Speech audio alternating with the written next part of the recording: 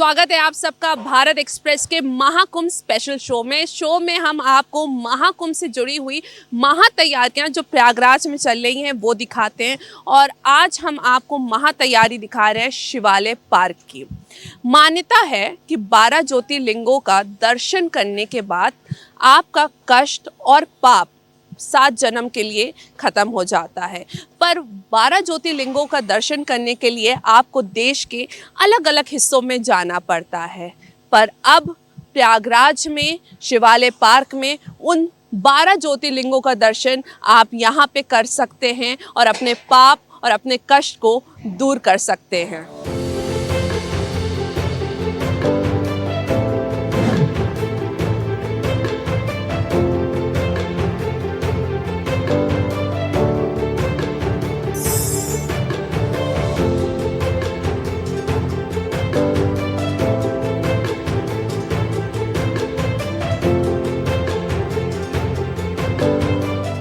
ये जो शिवालय पार्क है ये अरेल घाट के करीब में बनाया गया है और लगभग 9 से 10 एकड़ की ज़मीन पर ये शिवालय पार्क बनाया गया है। और मेरे दाएं तरफ आप देखेंगे इस तरफ जो है मेन एंट्री गेट होने वाला है जहाँ पे एंट्री होगी लोगों की। और ठीक इसके सामने मैं अपने कैमरामैन से कहूँगी कि दिखाएंगे आप समुद्र मंथन देख सकते हैं। समुद्र मंथन जिसमें देव और दानवों के बीच में जो 12 दिन जो मंथन चला था उसका जो दृश्य है वो यहाँ पे आप देख सकते हैं। तो जैसे ही लोग एंटर करेंगे, जैसे ही वहाँ से वो आएंगे, वैसे ही पहला दृश्य जो उनको इस पार्क का देखने को मिलेगा वो समुद्र मंथन का मिलेगा जिससे महाकुंभ की शुरुआत हुई थी।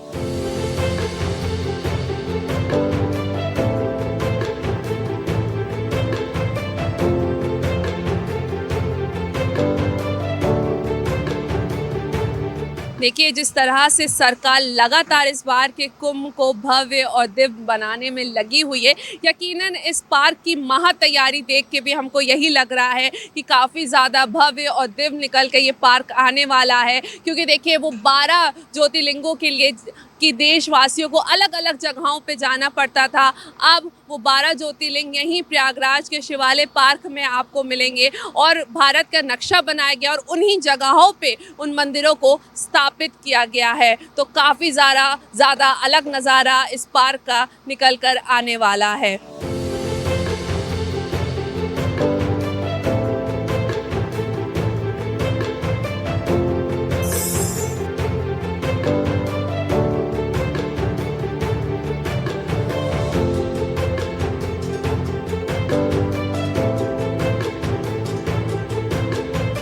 जैसे कि हमने आपको बताया कि किस तरह से महाकुंभ की महातैयारियां चल रही हैं और हम इस वक्त शिवालय पार्क में हैं।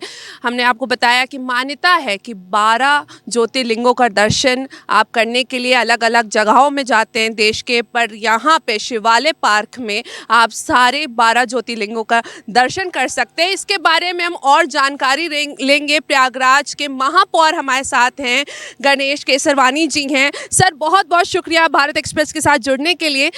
जानना चाहेंगे इस पार्क के बारे में आपसे। मैं सबसे पहले तो देश और दुनिया के सभी सम्मानित बहनों भाइयों को इस महाकुंभ में आमंत्रित करता हूं कि आएँ, वो भारत के जीवन दर्शन को, भारत के अध्यात्म का अवलोकन करें। निश्चित रूप से नगर निगम प्रयागराज ने यह अद्भुत नवाचार किया है। यह शिवालय पार्क जो पूरे भारत के लोगों को एक स्थान पर एकत्रित करने का कार्य करेगा 12 महीना। बहुत सारे लोग हमारे जो धर्म भीरू लोग हैं, भगवान भोलेनाथ के जो भक्त हैं, अलग अलग स्थानों पर स्थापित इन 12 ज्योतिर्लिंगों का दर्शन करने के लिए जाते हैं। और बहुत सारे हमारे ऐसे समाज के गरीब लोग हैं जो चाह करके भी नहीं जा पाते हैं। ऐसे सभी लोगों को भगवान शिव की महिमा से जोड़ने के लिए, शिवत्व का बोध कराने के लिए नगर निगम प्रयागराज ने यह अद्भुत प्रयास किया है। और यह एक शिवालय पार्क जिसमें 12 ज्योतिर्लिंग, भारत के जिन जिन केंद्रों में ज्योतिर्लिंग स्थापित है, इस भारत के नक्शे के आकार में उन्हीं केंद्रों में 12 ज्योतिर्लिंग मंदिर की स्थापना हो रही है। और चूँकि यह कुंभ नगरी है, यहाँ पर अमृत की वर्षा हुई थी, देव और दानवों के बीच जो समुद्र मंथन हुआ उसमें जो अमृत निकला, वो अमृत की बूंदें प्रयागराज में छलकी। और इसलिए यहाँ पर जब माघ मकर रवि गति जब हुई, तीर्थपति आवे सब कोई, तो माघ के महीने में सारे तीर्थपति उसी अमृत का पान करने के लिए इस प्रयाग की पावन पुण्य भूमि पर आते हैं। यानी देवताओं का भी निवास माघ के महीने में इसी प्रयाग की पावन पुण्य भूमि पर होता है।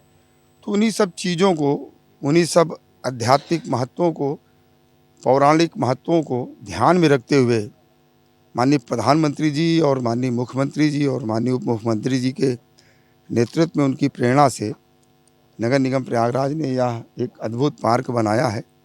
और समुद्र मंथन का भी इसमें दृश्य है। इसी में ये यज्ञ की भूमि है। भगवान ब्रह्मा जी ने सृष्टि का पहला यज्ञ यहाँ पर किया। जब शंखासुर नाम का राक्षस ये चारों वेद लेकर के फरार हो गया, तब ब्रह्मा जी ने उन चारों वेदों की वापसी के लिए भगवान विष्णु से प्रार्थना किया और भगवान विष्णु ने शंखासुर का वध किया और वो चारों वेद फिर भगवान ब्रह्मा जी को सुपुर्द किया। तो भगवान ब्रह्मा जी ने उन्हीं चारों वेदों के रक्षण के लिए कि ये समाज के बीच में अब जाए, लोक कल्याण इन चार वेदों से हो, इसलिए ये सृष्टि में पहला यज्ञ यहाँ पर किया है। ये यज्ञ की भूमि है। तो इस यज्ञ का विधि विधान महत्व आम जनमानस को समझाने के लिए और इसका जो वैज्ञानिक महत्व है उसको लोगों को बताने के लिए एक ब्रह्मा जी की विशाल प्रतिमा यज्ञ करते हुए, यज्ञ का विधि विधान, यज्ञ का महत्व वो सारा प्रदर्शित करते हुए इसी पार्क में एक ब्रह्मा जी की भी विशाल मूर्ति लग रही है, जो हमारे यज्ञ के महत्व को समझाने का प्रयास, जो दुनिया भर के पर्यटक प्रयागराज आएंगे तो उनको, उनकी जिज्ञासा को भी एक प्रकार से शांत करने का प्रयास इस शिवालय पार्क के माध्यम से होगा। और उन तमाम गरीब लोगों को जिनकी चाह है, जिनकी इच्छा है कि हम 12 ज्योतिर्लिंग का दर्शन करें, लेकिन धन के अभाव में, समय के अभाव में वो नहीं जा पाते हैं, तो इसी शिवालय पार्क में आकर के वो नेपाल के पशुपतिनाथ जी का भी दर्शन करेंगे, बाबा केदारनाथ का भी दर्शन करेंगे, बद्री विशाल का भी दर्शन करेंगे और हमारे मल्लिकार्जुन जी का भी, काशी विश्वनाथ जी का, 12 ज्योतिर्लिंगों का यहाँ पर दर्शन करेंगे। और ये चूँकि भारत की आकृति का पार्क है तो संपूर्ण भारत को एक करने का कुंभ भी एक सामाजिक समरसता का बहुत बड़ा महापर्व है। भारत की विशेषता है कि अनेक अनेक पंथ मजहब, अनेक विचार, अनेक भाषा, अनेक वेशभूषा, इन सब को एक करने का माध्यम ये महापर्व कुंभ मेला है, जिसमें सारी दुनिया के लोग भी आते हैं। भारत की संस्कृति, भारत की सामाजिक एकता, सामाजिक समरसता, ये सब का अवलोकन करते हैं। तो उसी सब चीज़ों को ध्यान में रख करके इस शिवालय पार्क को नगर निगम प्रयागराज के द्वारा बनाया जा रहा है। और निश्चित रूप से लोगों के अंदर एक कौतूहल है इसे देखने के लिए। और लोगों की मैं मंशा देख रहा हूँ प्रयागराज के लोगों की, कि वो पूछते हैं रोज़ कि भैया कब बन के तैयार हो जाएगा। तो माननीय प्रधानमंत्री जी 13 दिसंबर को उनका आगमन भी हो रहा है। हम लोगों का प्रयास है कि माननीय प्रधानमंत्री जी के कर कमलों से इस पार्क का लोकार्पण हो, ताकि उनकी ऊर्जा भी, वो भी एक संत हैं, प्रधानमंत्री के साथ साथ वो भी एक संत हैं और संत परंपरा से हैं।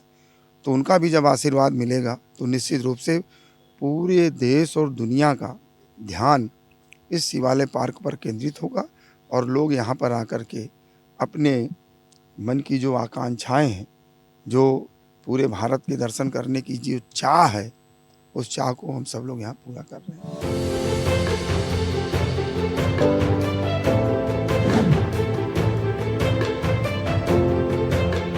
जिस तरीके से सर हम यहाँ पे देख रहे हो, जहाँ तक हमारी नज़रें जा रही हैं वहाँ तक मुझे ये पार्क ही दिखाई दे रहा है। तो कितनी एरिया में ये पार्क बनाया गया है? देखिए, लगभग ये पार्क 9 एकड़ में बन रहा है।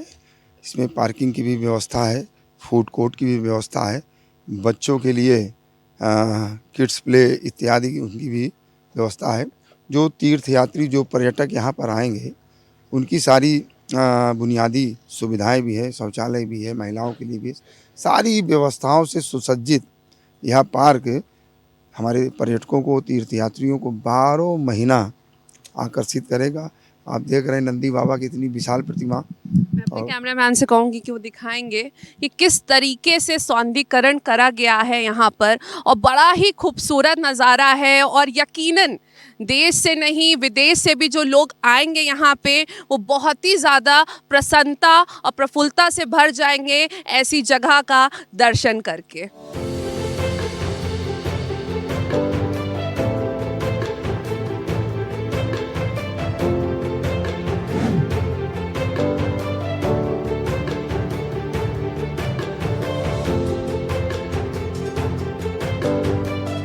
देखिए, और यहाँ पे शिवालय पार्क में जो तैयारियां हैं वो अपने आखिरी चरण में चल रही हैं, और आप हमारे पीछे देख सकते हैं कि लगातार यहाँ पे काम लगा हुआ है और अपने आखिरी चरण पर है। तो बड़ा ही खूबसूरत नज़ारा देखने को हमें यहाँ पर मिला है, और आने वाले समय में हम कह सकते हैं बड़ी ही खूबसूरत तस्वीरें इस पार्क की निकल कर आएंगी।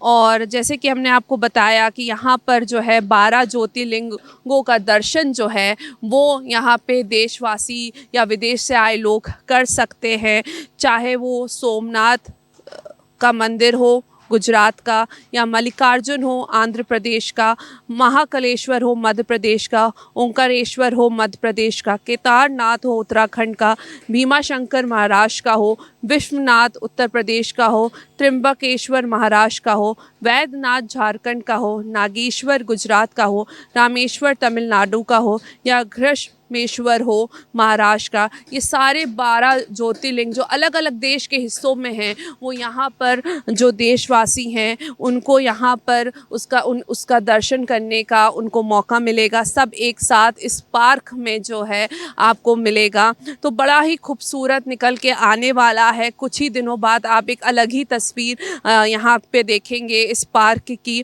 और जैसे कि हमने आपको बताया है कि ये जो पार्क है ये लगभग 10 एकड़ की ज़मीन पर ये पार्क का निर्माण किया गया है, और लगभग 17 करोड़ रुपए लगे हैं इसको विकसित करने में। देखिए, ये जो पार्क है ये खाली पार्क तो आप जो हमारे जो टूरिस्ट आएंगे वो दर्शन करेंगे, पर साथ ही में अगर हम बात करें बच्चों की तो उनके लिए भी प्ले ज़ोन रहेगा, फूड कोर्ट रहेगा। और जैसे कि हमें महापौर जी ने बताया है कि बड़ा ही उनको यहाँ पे आके आनंद महसूस होगा, क्योंकि वो एक तरीके से दर्शन के साथ साथ यहाँ पे उनको मनोरंजन करने का भी मौका मिलेगा।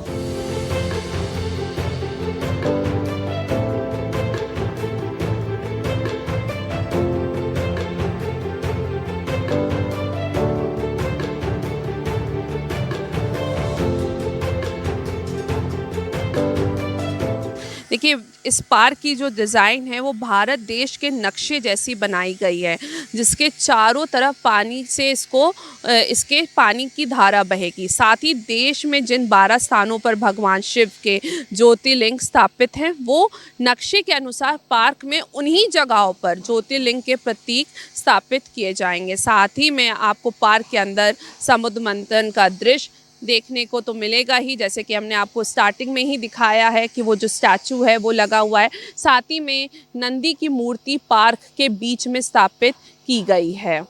तो पार्क में आपको ओपन एयर जिम के साथ योग करने का भी स्थान रहेगा। तो देखिए कितना खूबसूरती से इस पार्क को बनाया जा रहा है और किस तरह से लगातार जो है यहाँ पे काम चल रहा है, और यकीनन कुछ आने वाले चंद दिनों में बड़ी ही अलग तस्वीर इस पार्क की निकल कर आने वाली है। पर्यटन स्थल के रूप में विकसित ये पार्क जो है, जैसे कि हमें महापौर उमेश गणेश केसरवानी जी ने बताया कि महाकुंभ से पहले पार्क बनके तैयार हो जाएगा, और यह पार्क देश विदेश से आने वाले करोड़ों तीर्थयात्रियों के लिए मनोरंजन के साथ ही पर्यटन स्थल भी साबित होगा। शिवालय पार्क में 12 ज्योतिर्लिंगों के साथ समुद्र मंथन और नंदी का स्टैचू लोगों को धार्मिक अनुभूति कराएगा। वीडियो जर्नलिस्ट संजीव मिश्रा के साथ अनम फातिमा, भारत एक्सप्रेस, प्रयागराज।